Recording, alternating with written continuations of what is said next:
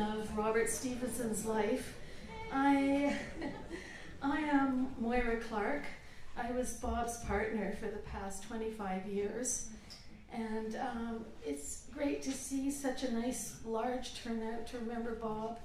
So I welcome you all, musicians, composers, artists, friends and family, and to those who knew Bob as a musician, a composer, an art lover, or simply as my partner.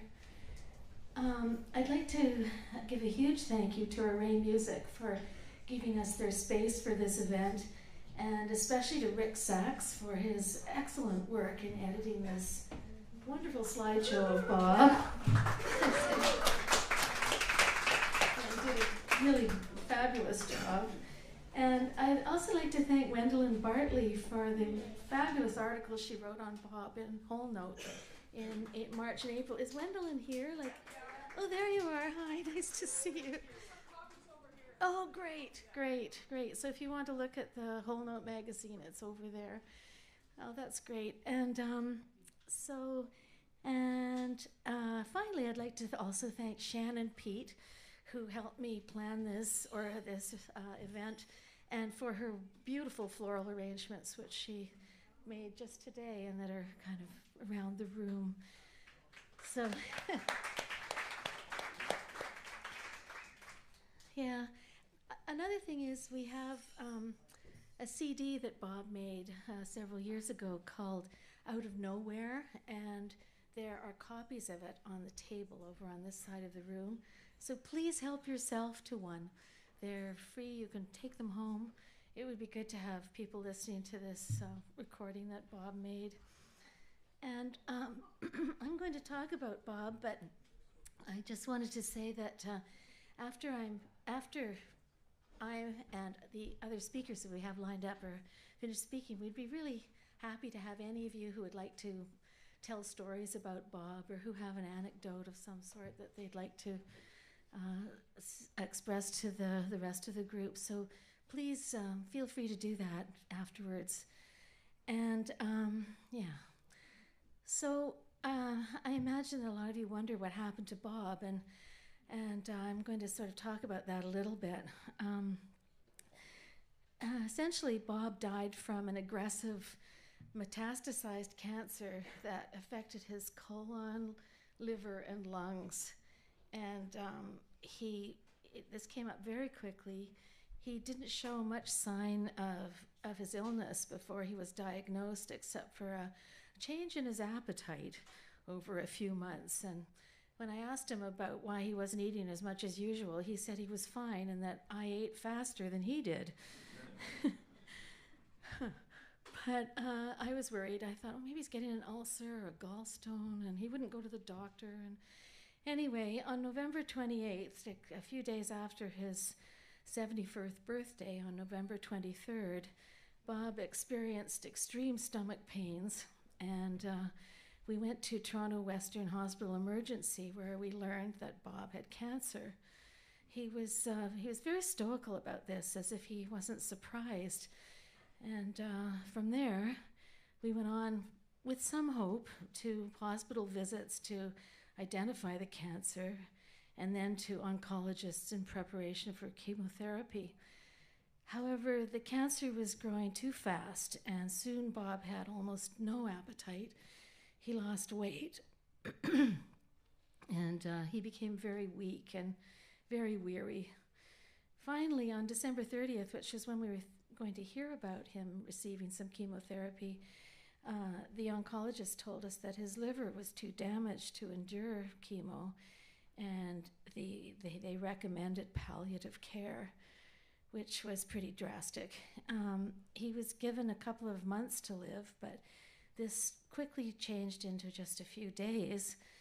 And Bob Stevenson died after just a week in palliative care at Princess Margaret Hospital on January 6th this year, just 6 weeks after finding that he had cancer.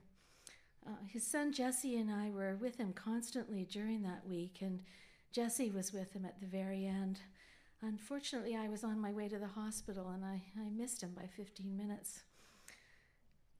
But he had been pretty unconscious for a few days before that.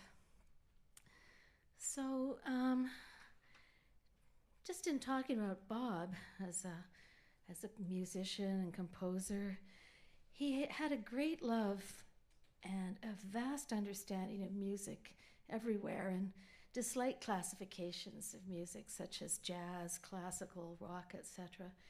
He said it was all music to him, and so that's my reason for the subtitle of this event, which I've called It's All Music, which I think is kind of about Bob. His musical career started at age 4, apparently, when his mother gave him some pot lids to play with. And you can imagine, he really liked the sounds they made. Then, at the age of 10, Bob discovered John Coltrane and decided he was going to play the saxophone. So his older brother, Jack, wanted to encourage Bob, and he went to look for a saxophone for him, and I think either searched in a secondhand store or whatever, trying to find a saxophone, and couldn't find one, but he did find a clarinet. So he got the clarinet, gave it to Bob, and Bob was quite happy with it, and then kind of the rest is history. He just learned how to play it and was very serious about it. He went to high school at Oakwood Collegiate and was in the orchestra there, and apparently at some point played Mozart's clarinet concerto at a competitive festival in the United States somewhere. I can't remember where now, but he was only about 16 or 17 when he did that. And after that, he went to Western University and studied music, but decided that he didn't want to be in a classical orchestra, which was kind of the way people were pushing him, making him go. So ultimately, Bob was drawn to the active new music scene in the 1970s Toronto and to Arraymusic, where he became part of the ensemble. He performed with contemporary dance with Holly Small, played gamelan, klezmer, jazz, swing music, and a lot of other things as well. Like I found out today, he was also doing a lot of commercial music for the CBC and other things. So he had a great range of musical experience in his younger years. He really loved to improvise. And the other thing about him was that he had different names. Like sometimes he was Robert W. Stevenson, which was apparently because people kept asking him if his middle name was Louis. So,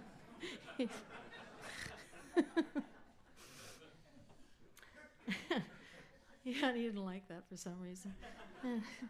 And then he was usually just Robert Stevenson, and more sort of casually Bob Stevenson, especially when he was doing club nights and things like that. And the one that I thought was really fun was when he was called Dr. Bob. And I'd be walking with him down the street, and I'd hear somebody go, "Hey, Dr. Bob." It was like, but so anyway, as for me, I'm a visual artist. I'm a painter. I have no musical skills, even though I sort of aspired to them when I was younger, but never happened. But I was totally impressed by Bob's musical abilities and loved hearing and seeing him play. I loved Bob partly because he was a dedicated musician, and living with him was like having my own personal music professor. He, over 25 years together, I learned from him about music history and how to hear musical instruments in groups and orchestras, about forms of music, and especially about obscure composers.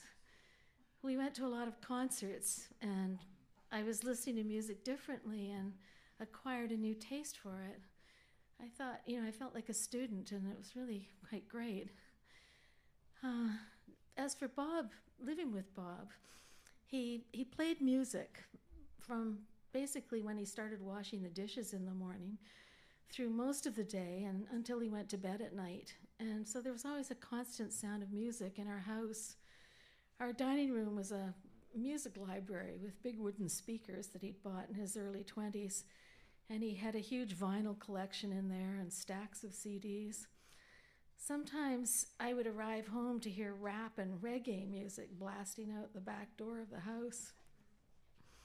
He would play dinner music to accompany my cooking. Respighi with spaghetti and Frank Sinatra with ribeye, King Curtis with chicken fried steak.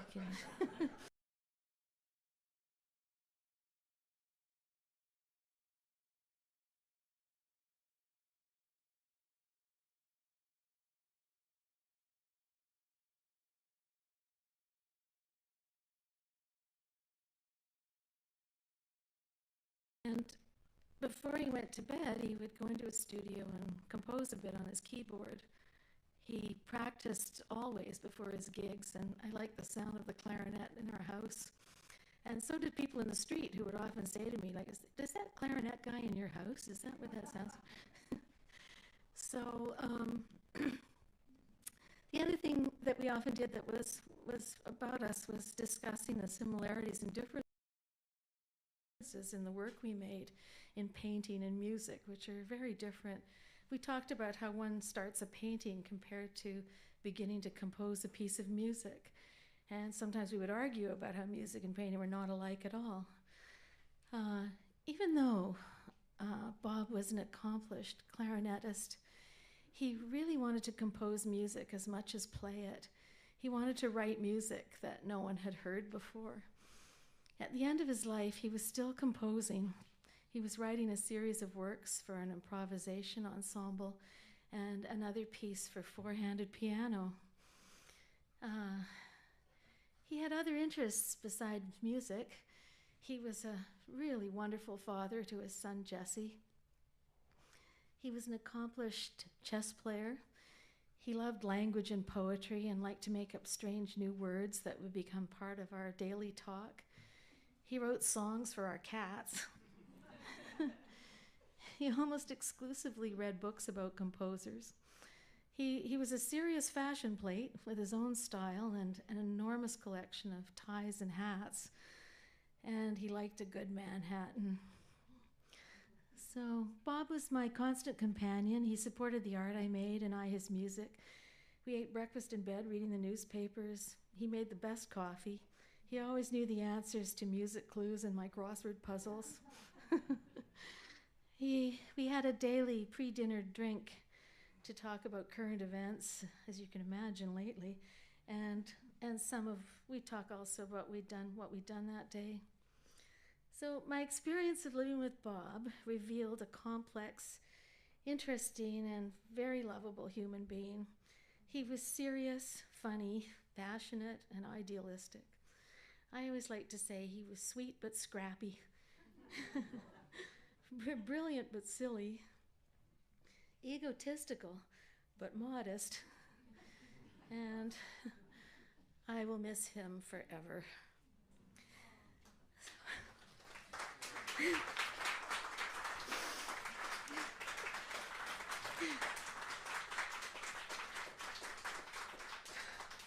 Thanks so much, everybody. I was really nervous about reading that. Thank you.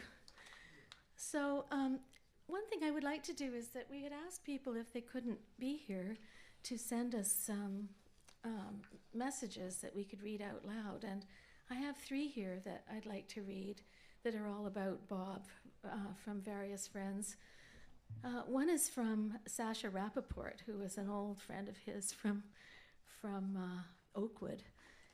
Sasha writes, I met Bob in the fall of 1970.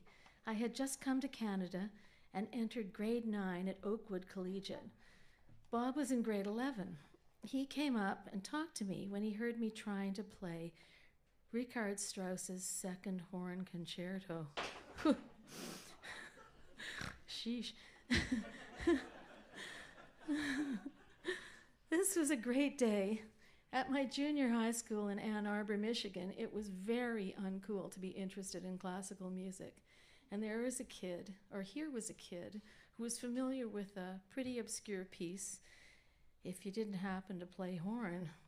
From that day until the last time I saw him, which was last August, I was always learning about music through Bob. I remember not only his exceptional musicianship and his passionate commitment to music of all types, but also his intellectual acumen, his wonderful wit, his sterling integrity, and unfailing friendliness. Bob, I have no evidence that you can hear me, but thank you anyway with all my heart. This next one is from a friend of mine, Catherine Beaudet, who is an artist as well, and she had a place in Newfoundland that Bob and I used to visit. She writes, Dear Bob, though I haven't seen you since I moved to Montreal, you have been on my mind. Memories linger like a friendly visit, especially this one. The year was 2005. You and Moira came to Newfoundland to spend a month at the guest house in Bog Lane. You were the first artist residence, long before I had conceived of it as an artist residency. A humble studio for each to work in, you composing and Moira painting. The house was soon brimming with creativity. A simple chair and a work table furnished your studio, along with your clarinets in various sizes and the manuscript paper you brought for your compositions. Surrounded by brush and bog, the house was affectionately called the Bog. This yellow salt box house was located in an outport fishing community on the east coast of Newfoundland. Walking down the lane past the shed, I could hear the clear, bright sound of a woodwind, the soprano, the sopranino, perhaps. I don't know if there is such a thing, but at any rate, a magic moment not to be forgotten. You would be sitting in your chair at the work table, a dusty pink upholstered Victorian chair that came to be known as Mozart's chair. When you sat in it, notes began to fill the pages of sheet music and melodic sounds radiated from the room. Such a beautiful initiation you and Moira gave the Bog, which went on to become an official artist residency for the next 8 years, a gift I may never have properly thanked you for. So with love, Catherine Beaudet. Finally, this is from Gordon Monahan. I just got this morning. And Gordon Monahan says, Bob and I met in the early 80s at the Music Gallery, where it was common to meet most of the local experimental music scene at the time, if you attended concerts on a regular basis. We got to know each other more when we joined the ECCG Gamelin, when it was formed by John Siddle in about 1983. For about 2 years, we drove to weekly rehearsals together in my car, since we both lived in the West End. I remember Bob supporting himself at the time, working as a session musician for commercial recordings, and he was always checking his answering service, in quotation marks, for the latest booking information for those recording sessions. He was an amazing and talented musician who could sight-read scores with such ease and musicality that he recorded regularly with the top session musicians in Canada, including Peter Appleyard, Mo Kaufman, and so many other names that I was unfamiliar with at the time. It was always very impressive to hear him recount anecdotes about those jobs. He was the only musician that I knew who had the talent and ability to work at that level, at that level of the Toronto music scene. When I moved away from Toronto in 1987, I saw Bob on occasion when I came back for projects or visits. In the year 2000, Bob found an exhibition space in the East End for a new sound installation piece that I presented with sponsorship from New Music Concerts. A few years later, he organized a concert of my music at Hart House. I think the last time we saw each other was at our sorry, I always get tongue-tied on this one, Electric Eclectics festival that Laura and I present at our farm in Meaford. He says finally at the end, it's such shocking and sad news to hear of Bob's passing. Bob's lifelong participation in many diverse aspects and genres of Toronto's music community will be greatly missed. My deepest condolences to Moira and family. Sincerely, Gordon Monahan. So, what's also been interesting is, I knew Bob for 25 years, which is just about a third of his life. And then there's all these other people who knew him for the other thirds of his life. And I keep learning other things about what happened to him back then. It's like when he was in his 20s and in his 30s, how he looked quite different back then and so on. It's interesting. Anyway, that's it for me. And I'm now going to turn things over to our next speaker, who is Victor Bateman. And so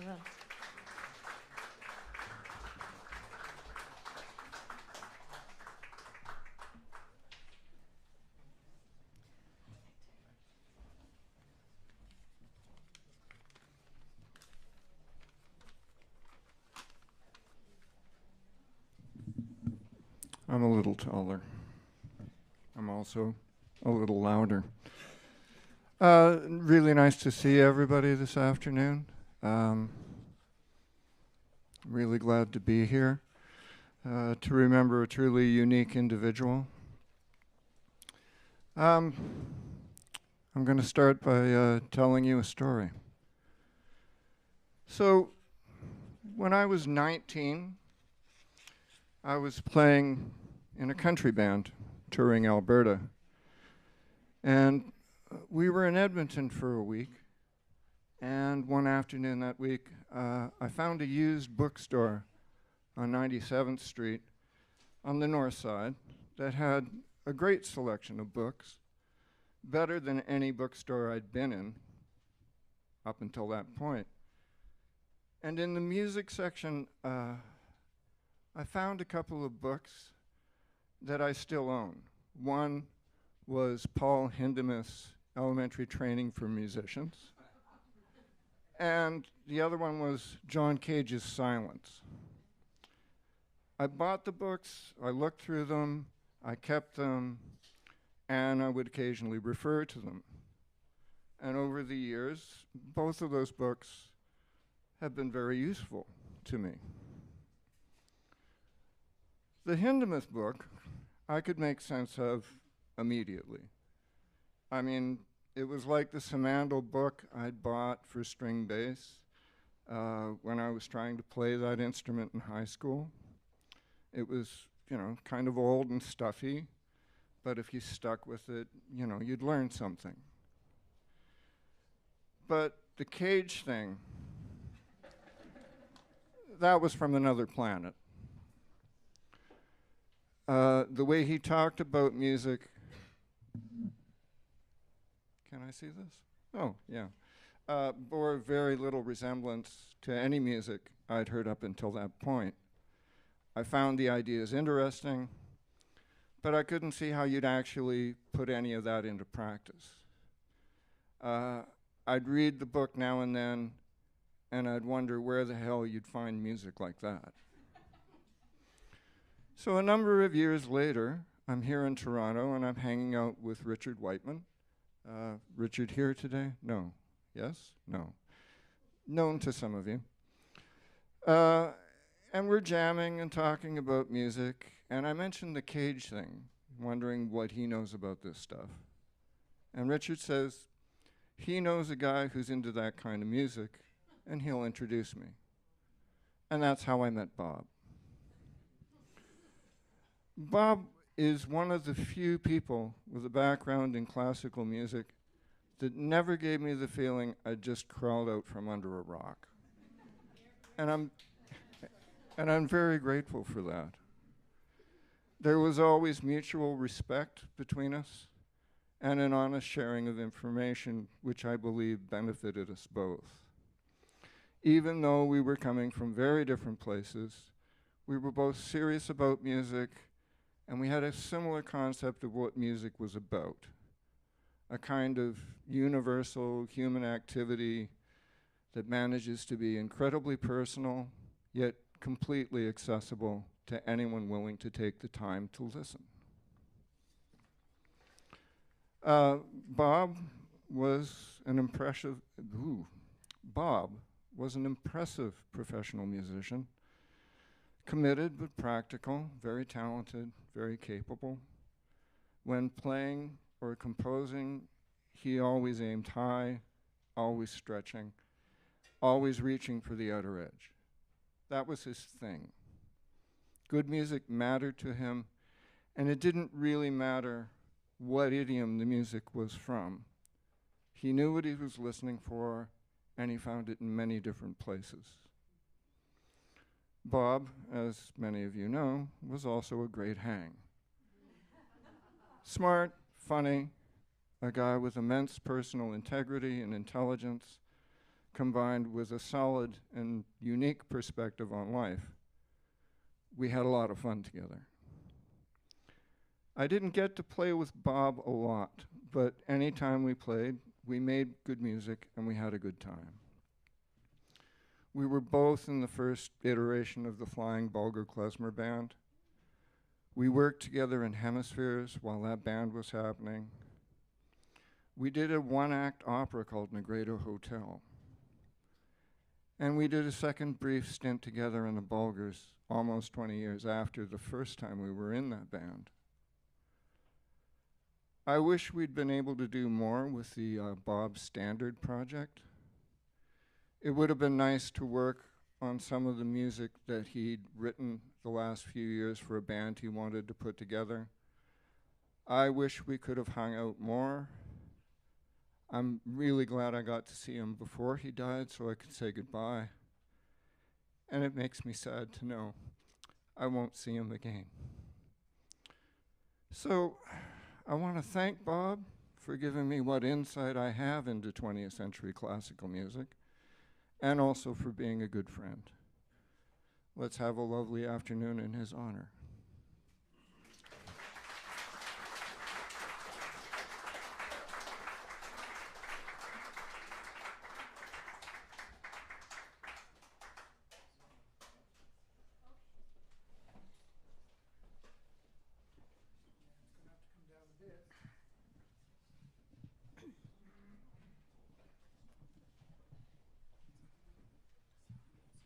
Yeah, okay, I think that's...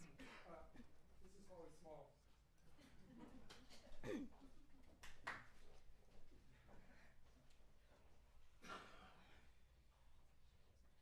There are so many aspects to Bob. I think I'm really only qualified to speak about the collaborations that he and I did over the years. I've known Bob for about 47 years.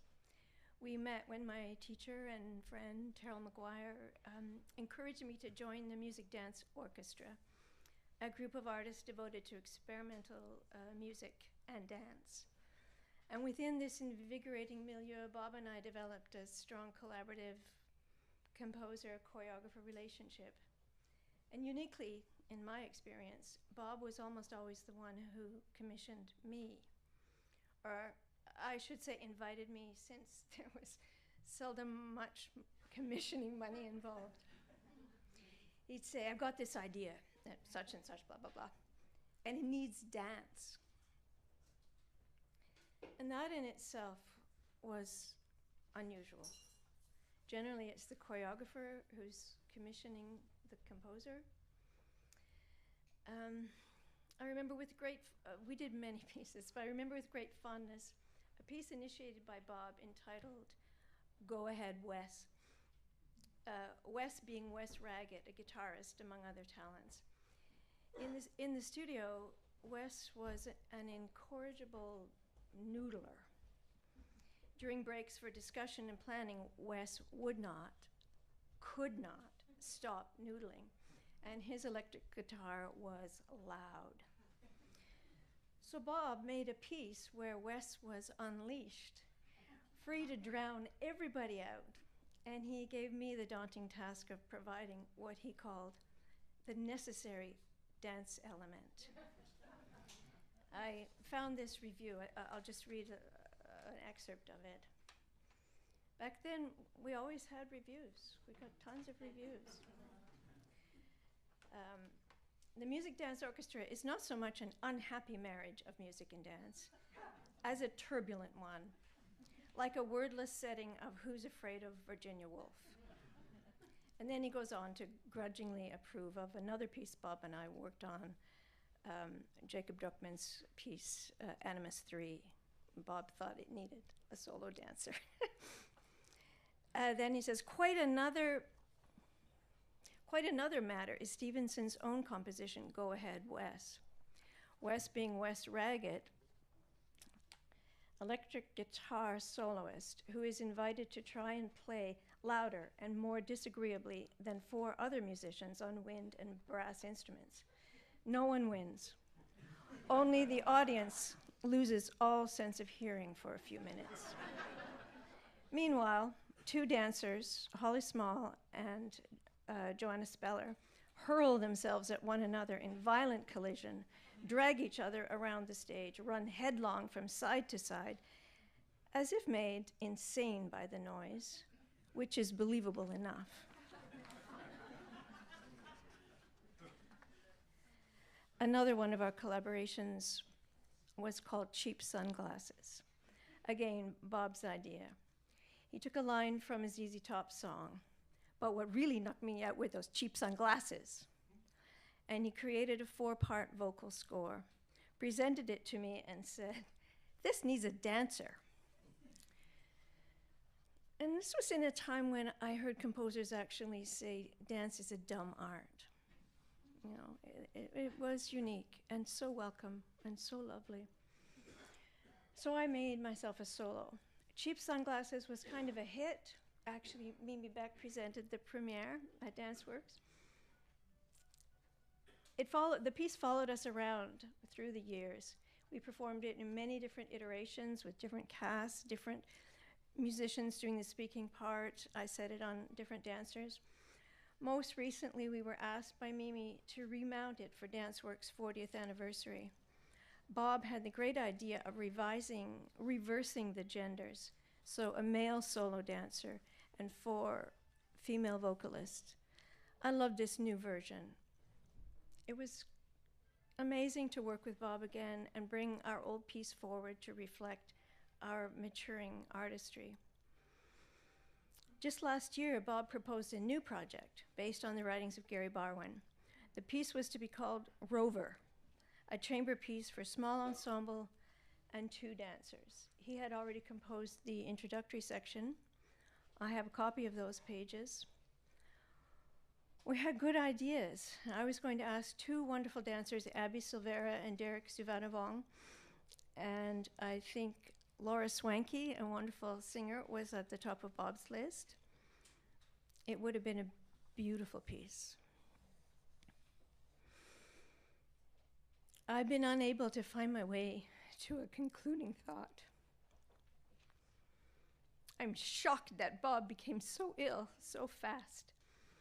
And I'm shocked that he is not here today with us. We who are so lucky to have known him.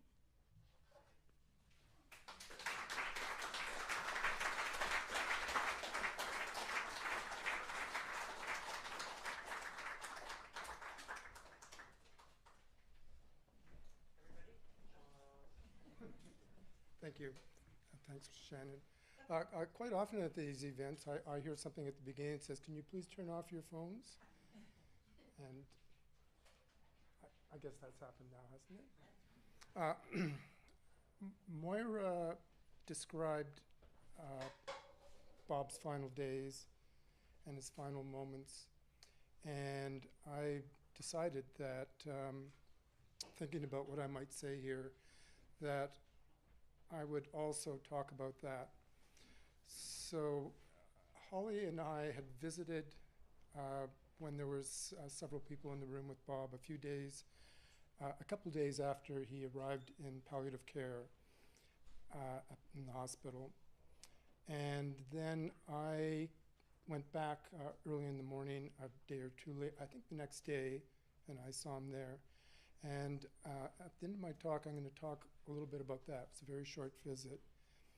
And then it was 1 or 2 days later, I felt like I just wanted to be there every day because time was definitely short. And I came 2 days later, and when I came up to the floor, Bob's room was over a little bit of way from the front desk where there was a nurse on duty, and the door was closed. So I asked if it was okay to go in and see Bob, and the nurse said, "Oh yeah, I think it's okay, he's in there with his son." So I went over and I opened the door, and Jesse was in there, and Jesse was sitting there and he's holding his father's hand.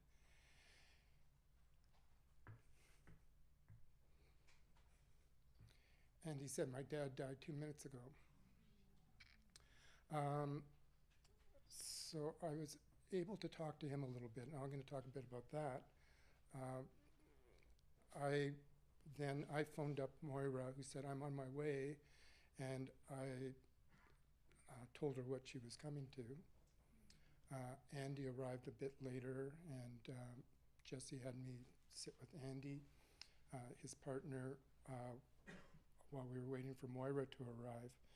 But in between those two things, Jesse told me about the fact that he didn't know what day it was, what time it was, because he had been there for many hours continuously, and he had spent the whole night listening to Bob breathing, as his breathing changed in ways, as the timing changed in ways, and he described it right down to Bob's last breath that had just happened. So then when I was asked to talk today, I thought of something that goes back to, I knew Bob for 45 years. I think we all are saying, this is how long we knew Bob. In the early 80s, Tina Pearson had taken over as editor of MusicWorks magazine, and she was doing concept issues, and she had a very good concept for this one issue called Time and Tides. And this was at a point when she had asked me to make cassettes to go with the magazine, a music magazine with music. And we came up with a scheme of, on one side of the cassette, it would be a day, and various things would happen in the day. You hear a rooster, you hear Trichy Shankaran playing the redundant part for a morning raga, and it goes through various things. So about this time in the afternoon, let's say about 3 o'clock in the afternoon, there's been a bit of a thunderstorm, and then, well, I'm going to let you hear what happens next, the end of the thunderstorm, and we're going to have a guest speaker at this point. So, there's a cue word. I forgot. There's a cue word for Matt, who's running the sound here, which is kind of like on the Groucho Marx show when it was the word where the duck would fall down. So I was trying to be very careful not to say the cue word until now.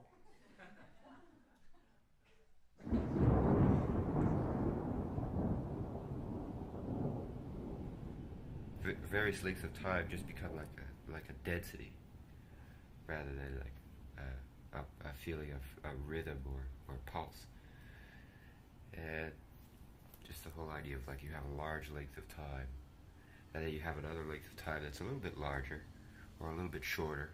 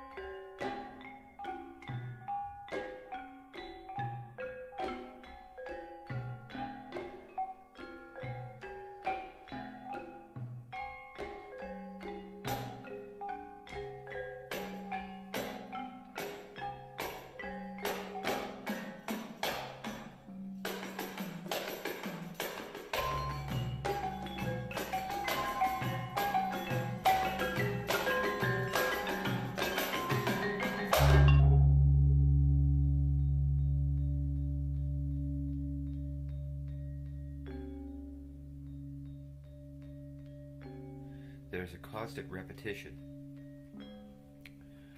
of a single pitch, and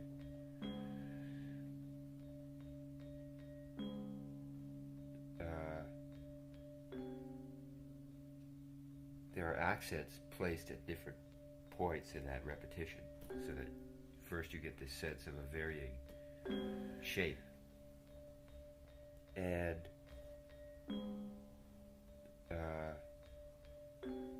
the groupings keep changing.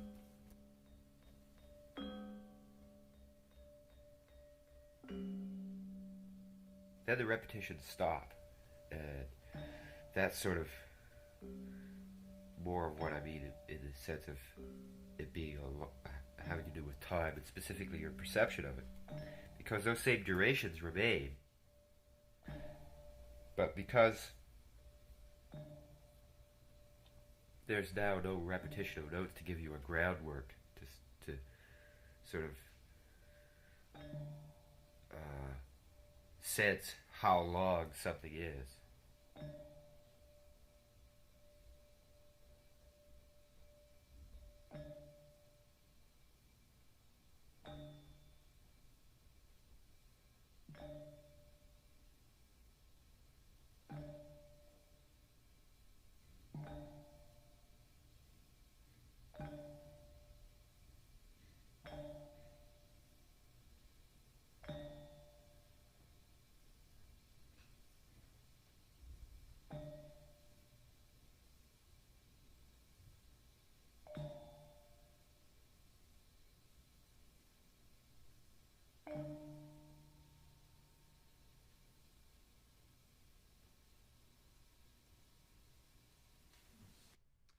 So that was Bob talking about his piece for the Evergreen Gamelan entitled It's About Time.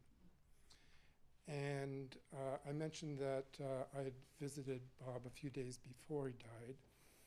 And as Moira mentioned, he was quite often not conscious of, or not communicating with people in the room. And his eyes were closed, and then he opened an eye to see who had come in and said, "Hey, John." And I said, "Hey, Bob." And after a little while, he said, "What's happening to me?" And then there was probably another little while I was trying to think of what to say. And while I couldn't think of any words. It's kind of like those New Yorker cartoons they have at the back of the magazine where there's a cartoon and there's no caption. And I can never think of what the caption could be for the cartoon. But so I said to Bob, I said, Bob, I can't think of anything profound to say. I can't think of anything witty to say. The only words I've got in my head are, "That's life." And that was the end of our conversation that day. I'd like to change that phrase a little bit to, "This is life." And I think, Bob would wish that we all have a very great life, and I think we all have a very good life because we knew him.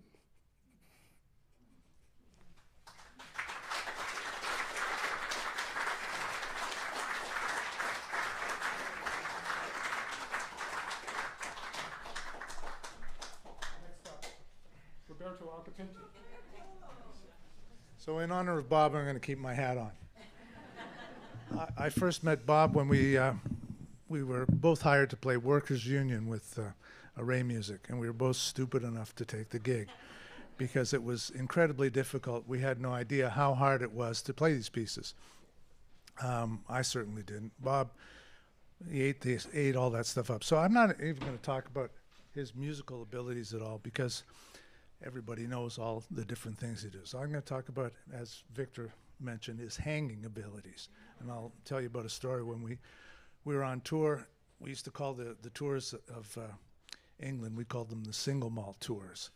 And Bob was our sommelier. He would be, the last one he had was a sheep dip. And we were going to Belfast on the, the ferry of the damned. It was for people that could only afford to, it was like 15 pounds more to fly. But the guy wanted, whoever, I can't remember who it was. I think it was Philip Chown. Yeah. Is it Phil? Schmuck. So it's to save 15 pounds, we got these on the ship of the damned. We had to stay overnight on the Irish Sea in the middle of December. And what they had was a buffet at the, what's it called, the bow of the boat, where you had to go through a turnstile to see what there was to eat, and it cost you 10 pounds to do so. The other thing was they confiscated his bottle of sheep dip, and with a magic marker, they put the line on to where the alcohol was so that at the end, when they gave the bottle back to him to prove that they didn't drink any of it. He had another one. So we got in there. He paid, I paid my 10 pounds. He was there. The ship, I don't know if you ever had any northern England kind of food. It was like kippers and all this kind of stuff, and pickled herring and all this. So the ship was going there, the food was flying around, and Bob was just eating there, just sitting there. And I said, man, I'm not going to make it. I got to go. So I went, they had a theater that I watched Batman 3 times because I couldn't take it. Bob says, you going to eat that? Because he had this constitution with this, he could eat anything, do anything. And the thing is, what he was doing with the food and music in general is he committed. Everything he did was a commitment, and if he was going to do it, he was going to go in and do the thing. So we talked about the tranche of his life. I'm talking about from 1982 to about 2000. We did all these dates together. We did what he called the Young Imposters workshop when we used to have the young composers here, and he'd be very frustrated but helpful to try and make them, do the transpositions correctly, all that kind of thing there. Because he had a deep-seated knowledge of music, of all types of music. But again, all I'll say is that it was always a joy to be around him. I'd lost touch with him. Unfortunately, last time I saw him, well, it wasn't the second last time I saw him was at the memorial service for Henry Kucharczyk when we got together. Then he came out to a gig after that, and then unfortunately I found out he'd passed. Our careers have went off in different directions, but like I say, his thing was this commitment to his North Star. The other thing is, the first time I met him, I said, man, this is an intense guy, because he was staring at me. Then I realized it's his glasses. And he was just a lot of fun.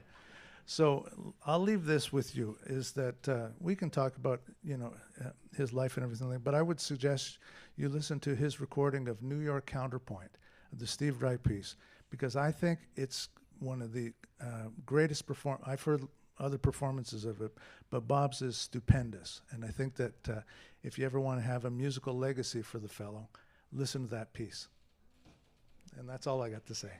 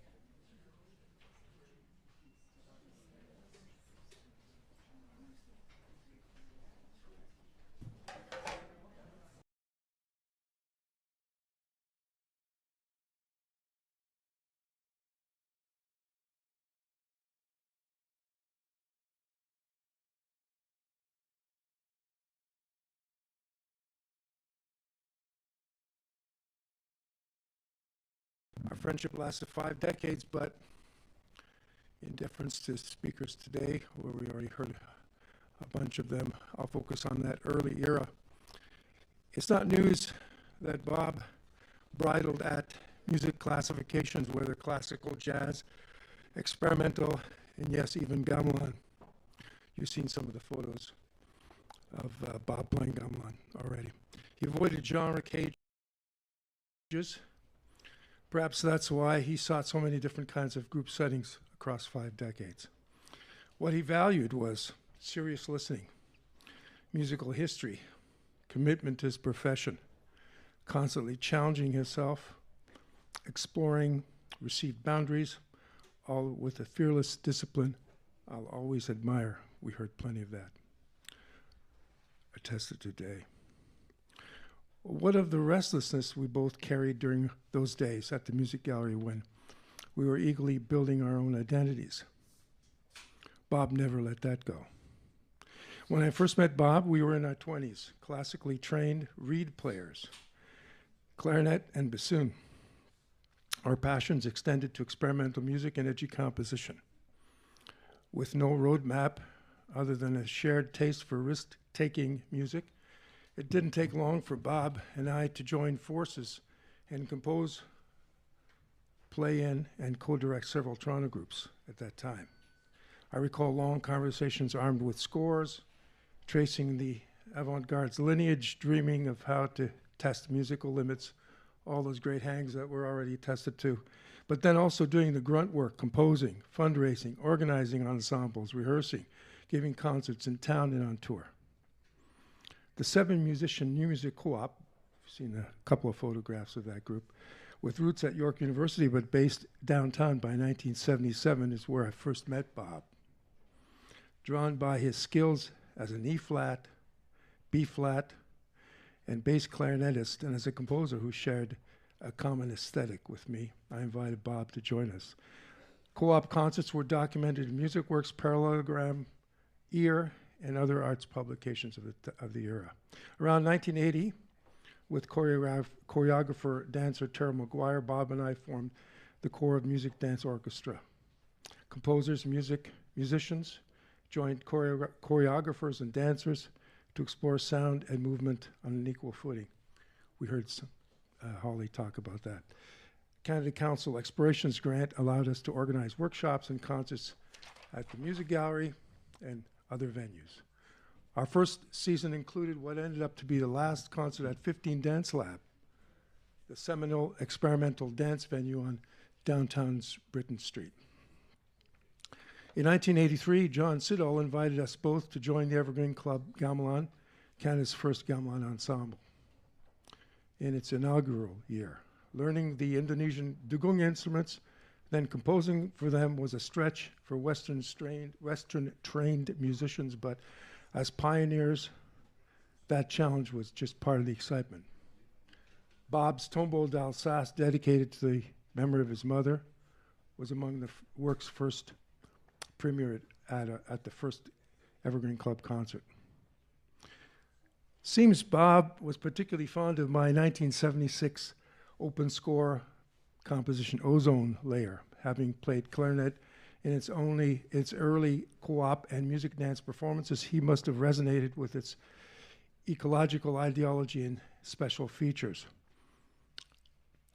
Imagine my surprise when, in the early 2000s, a few decades later, Bob presented me with an oversized 3 by 12-foot craft paper roll, which, when unrolled, proved to be a beautifully ingenious graphic realizations of my ozone layer score. My original two letter-sized pages now float in Bob's precise Sharpie calligraphy across a huge horizontal sheet, fully revealed only when unrolled. No mere theoretical or theatrical statement, it was a practical musical score, though the most mammoth I'd ever seen. As a bonus, Bob arranged a suitably oversized ozone layer performance on John Street, just south of Queen, blocked off for Earth Day. He assembled a motley ensemble which played as two dancers unscrolled the scroll in real time. The final surprise was how musically satisfying our rendition felt that bracing spring afternoon, our music echoing between downtown brick walls. Though the scroll is long lost, I'll never forget Bob's touching gift, his tip of the hat to our musical solidarity and friendship. Evergreen Club Gamelan continued to call Bob when we needed a clarinetist. In the fall of 2024, we both played its 40th anniversary concert, 4 decades after John Siddall's founding invitation. In retrospect, it was a celebration of our commitment to the ideal of this special group. It was also a tribute to our meandering, intertwined musical journeys through unexpected geographies, aesthetic paths, spiritual beliefs, a lifetime of relationships, marriages, children, a journey neither of us could have imagined in our 20s. Bob engaged life with a singular mix of passion and discipline, expressed with flair in his music, conversation, and friendships, often while stylishly dressed in retro clothes. Here's to the next gig, Bob.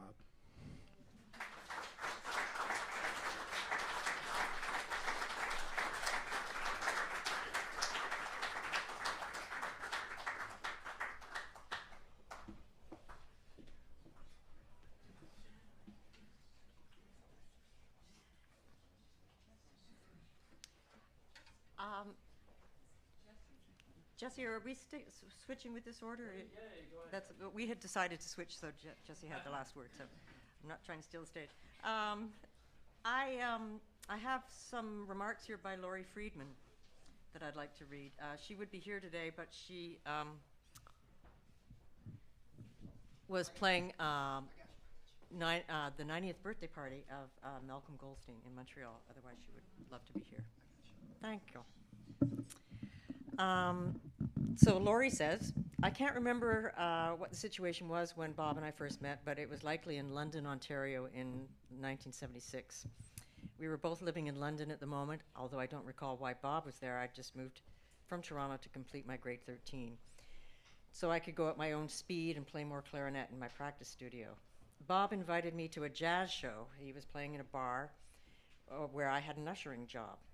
That jazz show was a turning point for me. I heard for the first time in my young life, as someone that was surrounded by Toronto new music community, thanks to my parents, a new kind of music that I wanted to make. Bob and I hung out a lot during those 6 months. He introduced me to his closest friends. We immediately started playing together, both written and improvised music, until the end of my short stay in London. Thinking about this now, although I was a very nerdy 17-year-old, Bob had many more unusual influences on me than I was aware at the time, as well as on this, as to who I've become to this day. If I could articulate a fraction of these, it would be something about a deep passion for continual discovery, questioning everything, not wasting precious time doing things that don't raise curiosity. Instead, waste time doing things you don't quite know why you're doing them. Above all, and in his clear words, he said, don't be a gigger. If you call it a gig, don't do it. And Maybe that's my interpretation. He was trying to tell me something. Bob was a singular musician. I learned an unconscionable amount from him and his listening skills. As a human being, I'm missing him profoundly. I wish I could summon him back. I'm sorry that our paths drifted for so long during the exit of my adolescence and into early adulthood. From the 1990s onwards, we were both very diligent about refocusing our friendship, finding each other as often as possible when I was in Toronto to play, to listen, to hang out at that wine bar, his favorite on Queen Street. That was from Laurie. And I have one that just came in earlier today from Tina Pearson that I would just like to find. And here she is.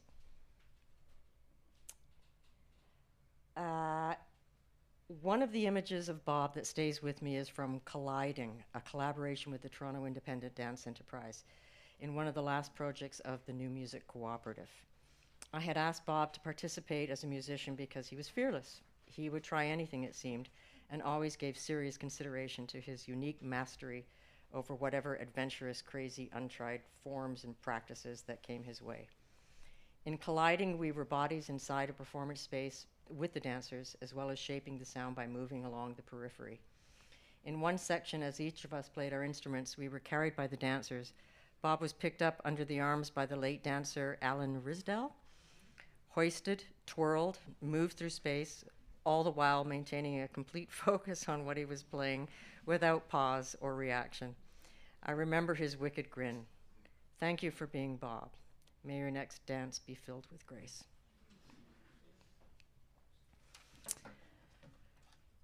I have a few remarks of my own, but I feel like we have a few themes here. So I'm sorry if it sounds redundant at all. I also want to express my gratitude and thanks to the people who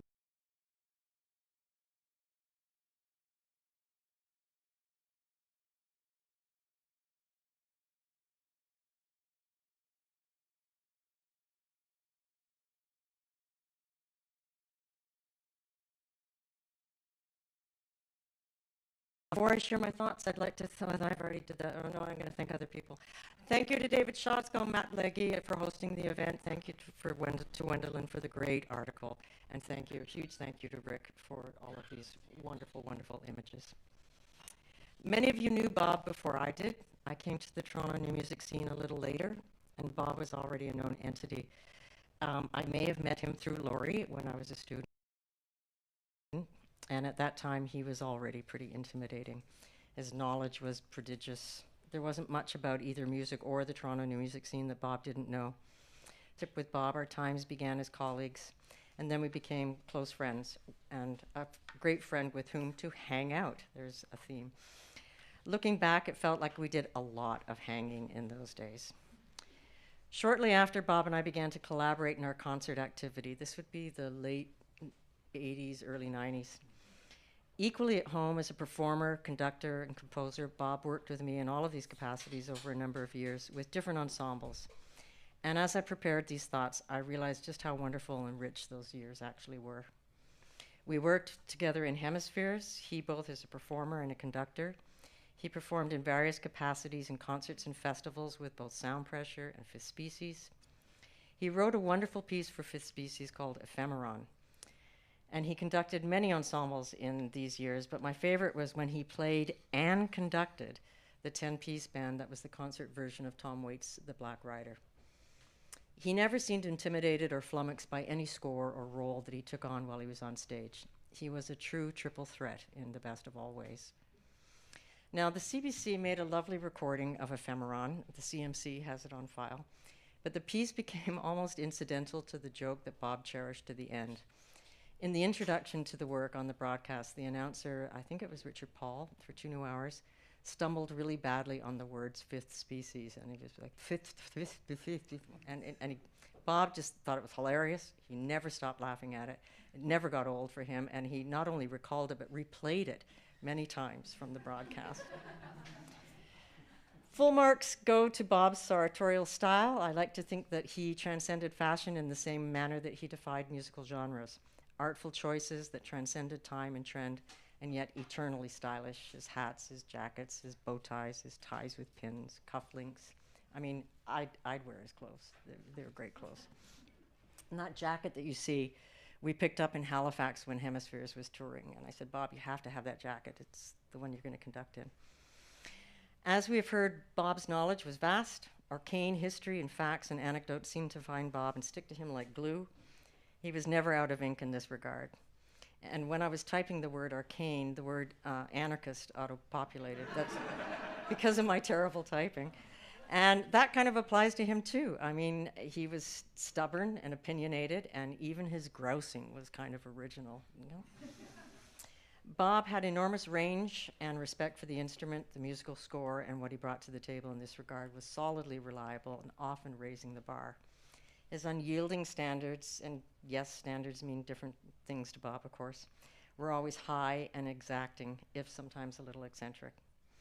But it is his camaraderie that I will remember the most. Many great memories, the laughs, the zany rehearsals, and lazy afternoons after rehearsals when we would just get high and talk instead of going home to practice.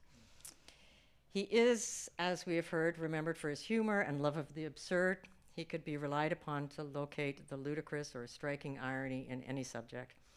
He would often listen with a long stare, and then he'd pull his chin in, tilt his head, and slowly go, well, you know.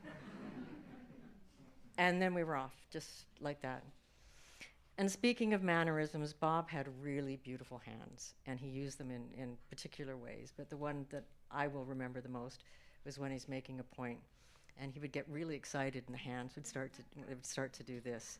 And then when he was really emphatic, he would do this, and then he would put his head through them like that.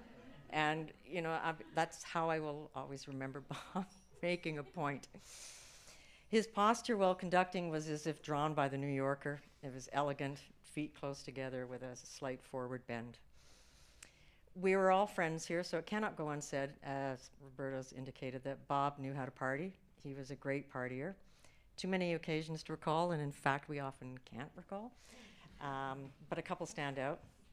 One was the all-nighter that a few of us had in Stratford, probably in the early 90s, where fueled by various 80s substances, we made numerous 10-block trips down to the local swimming pool and scaling a very, very tall metal fence, trying to be quiet.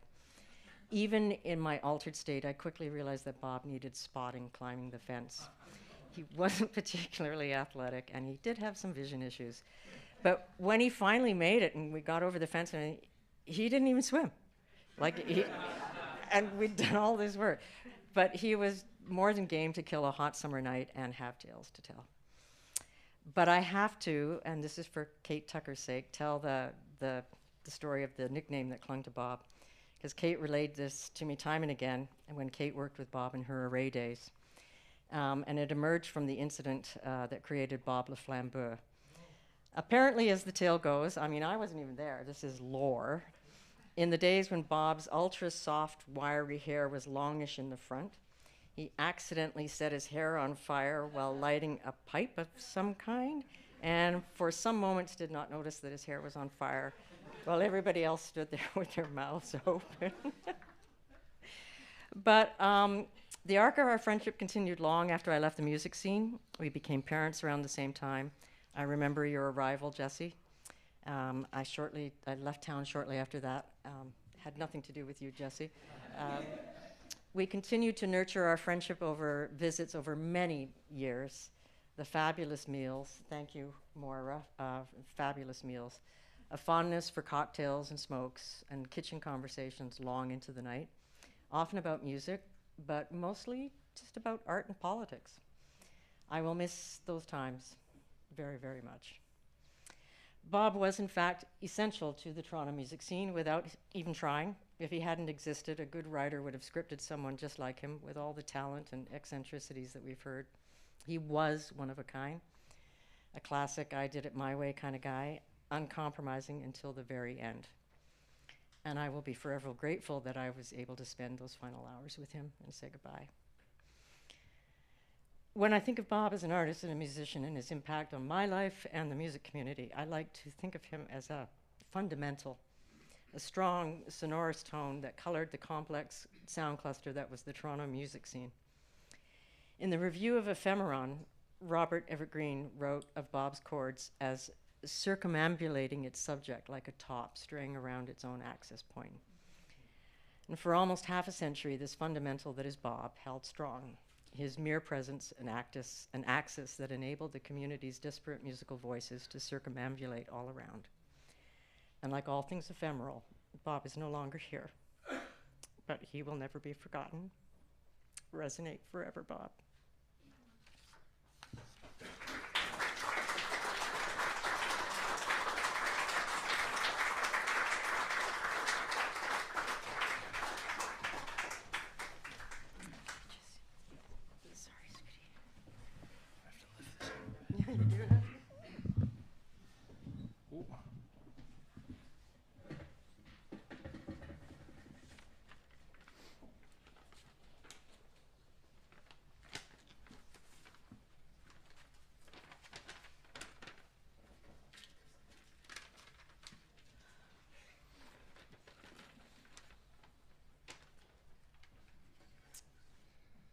Hi, everyone.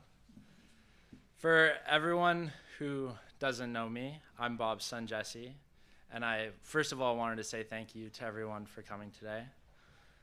Like Shannon said, I also want to say thanks to Ray, Matt, and David, and of course Moira and Shannon for doing so much to help plan the event. I really liked the other stories. I particularly liked Roberto's story about my dad's appetite. I remember Moira would make these great dinners for us, and after we were done our first servings, my dad and I would enter into these protracted negotiations over who would get the last little bits of food, and we were trading bits of chicken and bits of rice, so it's very true. Today I wanted to tell you a little bit about my relationship with him. My dad and I always had a strong relationship. We weren't necessarily check in with each other every day, but there was always an unspoken sense of support from him to me. I knew my dad always had my back and would be cheering me on no matter what I was doing. And he also shaped a lot of my values and my beliefs.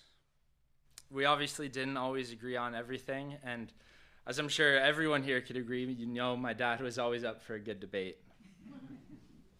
This strong feeling of support I had from him started from when I was young.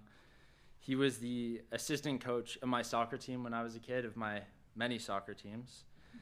And I remember a lot of the other kids on the team, their dads would be running up the field, yelling at them what to do. And whenever I asked my dad for soccer advice, he would just say to me, "I don't know anything about soccer." He would say, "Just listen to your coach." I have memories of all the different dads on the team yelling at the other kids what to do, and my dad would be yelling, "Listen to your coach." Like, he'd be pointing out my coach and be, "Listen to this guy." And I was telling that story to my girlfriend Andy a couple days ago, and she said, he was the assistant coach of the team. He was the coach. And I honestly thought it was great advice. It's really simple, but it helped me a lot in soccer and in other sports I played as I got older. There's no need to overthink it. Just listen to your coach or listen to your boss. And it was great advice for me, really helpful for me, but I'm not sure if my dad necessarily followed that advice himself. My dad was also the coach of my school's chess team when I was growing up. And as the chess coach, he was definitely a lot more comfortable in telling people what to do. He was also my biggest supporter in chess tournaments, even though I really wasn't very good.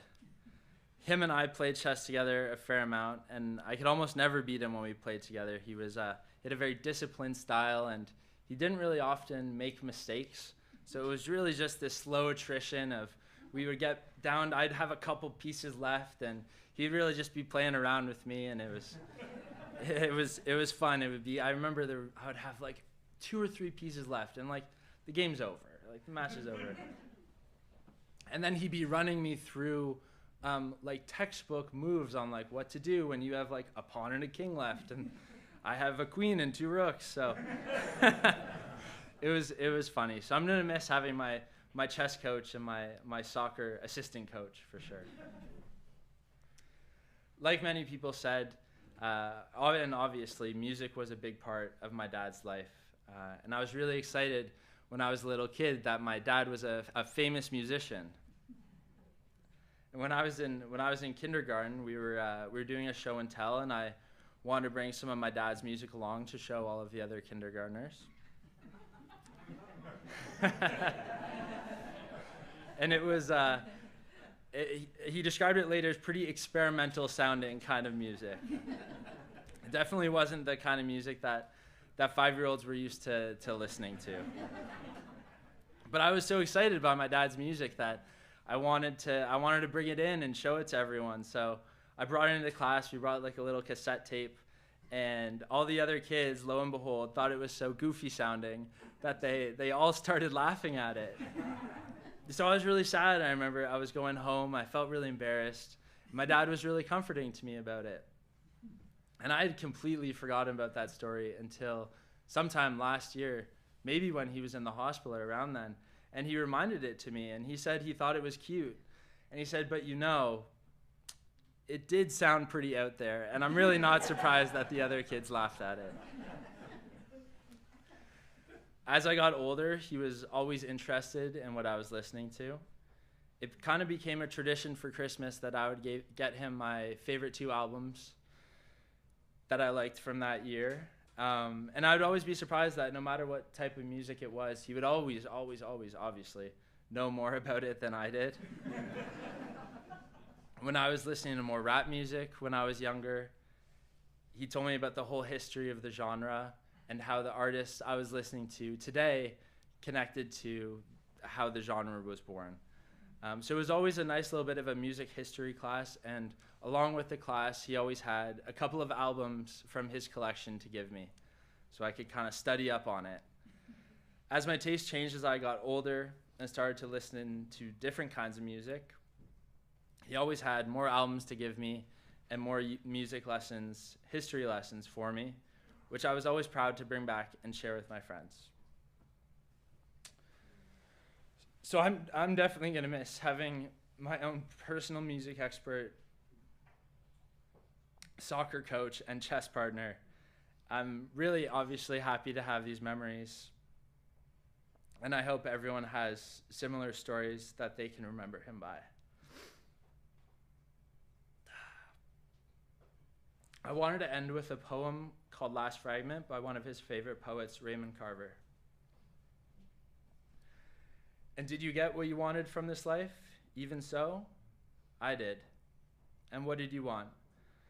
To call myself beloved, to feel myself beloved on the earth. Let's party.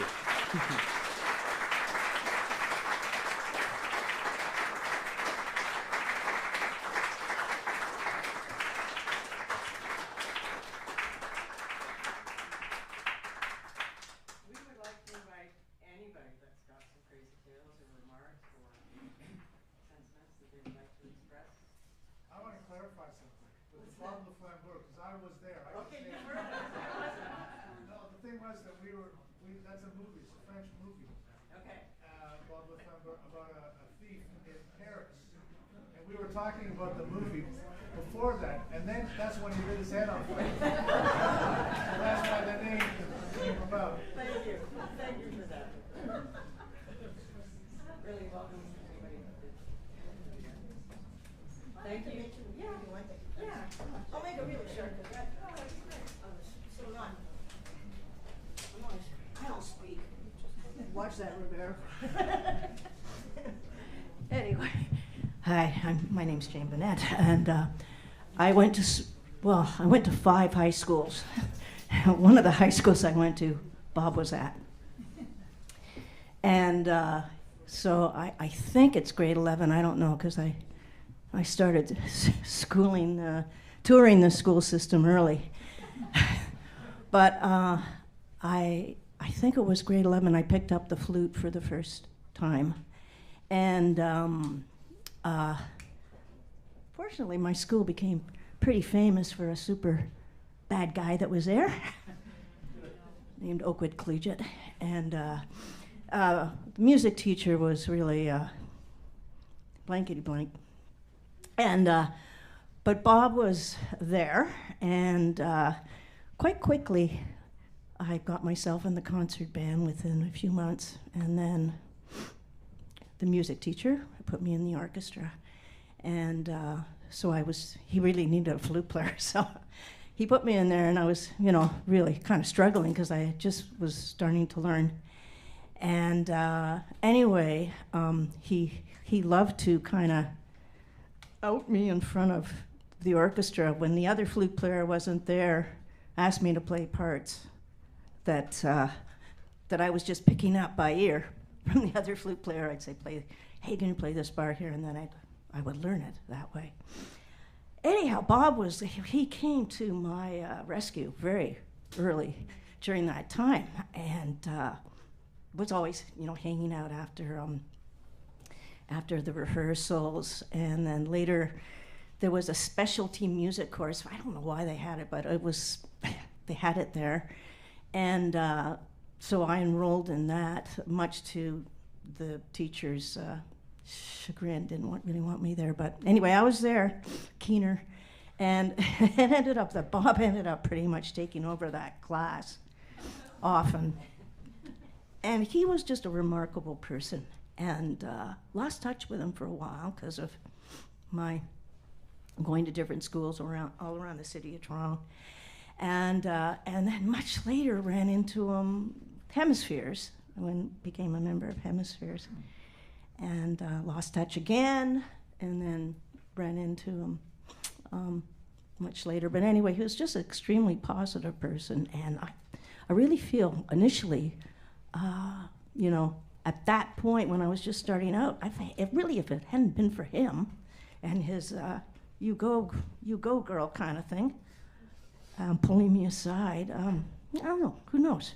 Anyway, wonderful person. Yeah.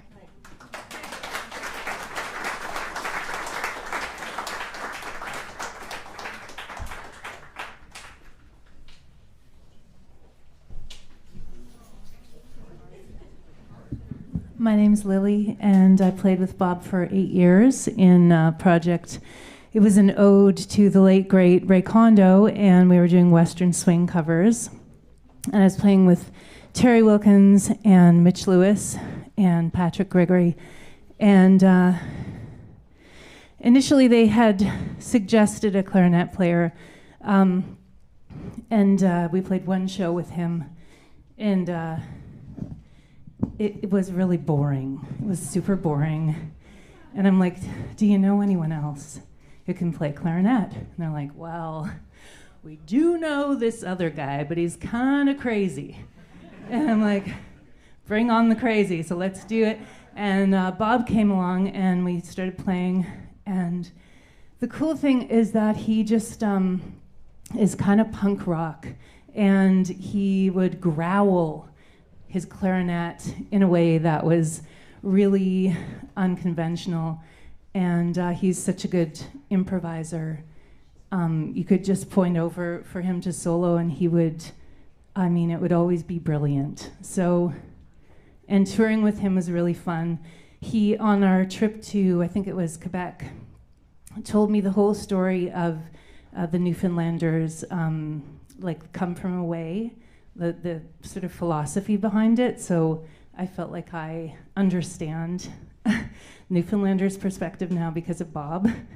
And I just was so shocked to hear from Corey that he had passed. And I just somebody recently said he has now found his wings. So I like that.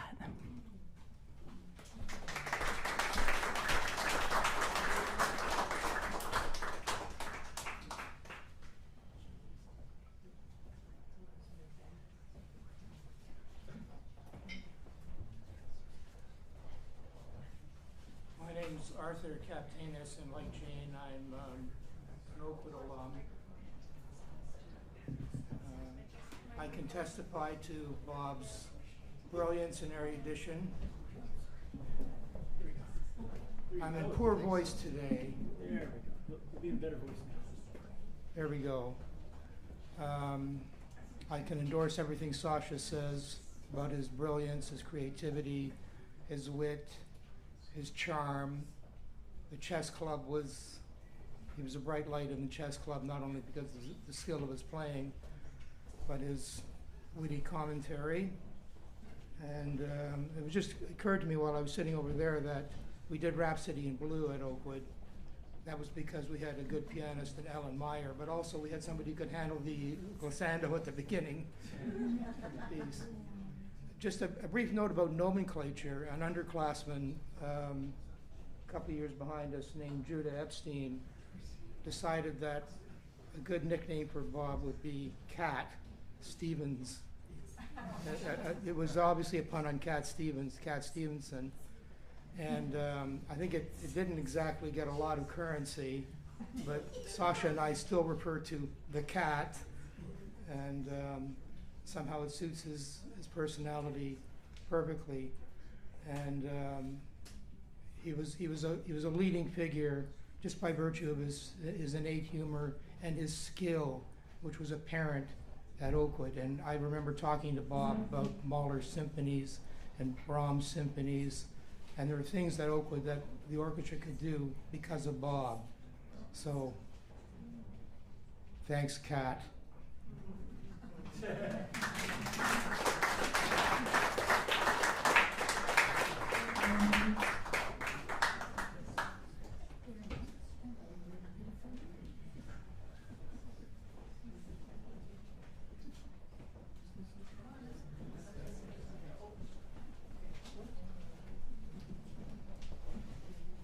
Hi, I'm Anita Rubes. If you don't know me, my husband was Nick Gotham, and I'll feel very bad if I don't say something, even though I honestly would prefer not to because of the emotions it brings up. Nick's picture was here recently. He died in 2013. And Bob was a big part of our life via Nick, because Nick ran Hemispheres with Paul Cram and others. And Nick wrote Nigger at a Hotel, which I directed, and Bob and Victor came on tour with us, and we drank in Scotland. But why I owe Bob so much is that when Nick was very sick, we had been living in Latvia, and we came back to Canada, and we knew he was terminally ill. And Bob decided, together with Shannon, to whom I'm also eternally grateful, that Nick should have a concert of his music. Some of the people here may have played at that concert and volunteered at that concert. Bob at the time said to me that he was organizing the concert partially to extend Nick's life, which I'm sure it did. The thing about the concert was a fantastic event down at 345 Sororan, was that I knew that Nick was actively dying during that concert. Streaming was a new thing. John Zosky was trying to do it, but Nick was literally not wearing any clothes because he refused to, in his hospice, and somebody was propping him up to be able to listen to the music, and he could no longer speak. So the only way he could respond was by showing a thumb up, which of course he never showed it down, why would he? The other thing about that concert, he was still alive when I got back to the hospice. That was great. But the other thing that happened at the hospice was that Nick had written one final piece, which he finished while he was in the hospice, and it was recorded at Array. And I know that there's a long story of all the power going out while they were recording and people having to run around and figure out how to finish the recording. But Bob was on that recording. In fact, we had to reject another clarinet player who really wanted to do it, and I was the one who had to tell the clarinet player that he couldn't play it because Nick really wanted Bob. That's a very beautiful piece, a miniature. that Nick said was kind of a summing up of his life. And on that last day of Nick's life, you know, when someone's dying, he died similarly to Bob. His liver killed him. It's not the worst way to go. Someone just falls asleep. Anyway, Nick had been sleeping all day, and it was coming on evening time, and we were used to sleeping on the floor, sleeping on couches and so on, but the nurses came into the room and said that they'd heard that Nick had written and recorded a piece of music while at the hospice. Could they listen to it? And we said, sure. And then while we gathered everybody, the nurses and my daughter and my son was setting up the laptop with the music, my son said, Dad is breathing very slowly, and Nick died. And then we put all the chairs around his bed, and we played this last piece of music. So the last thing I think his spirit heard was Bob and Rick Sachs, and I frankly don't remember who the other guys were. If you do, shout it out. But it was a transcendent, unforgettable, beautiful moment. Bob was part of it, and I think about that a lot as I listen to us all grieve for him and celebrate him.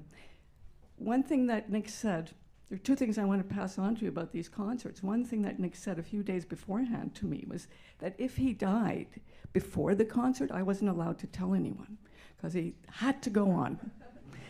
And the second thing he kept saying was, mourn me peacefully. I thought that was a really good thing to hear, and I'll pass that on to us for Bob as well. Okay, thanks.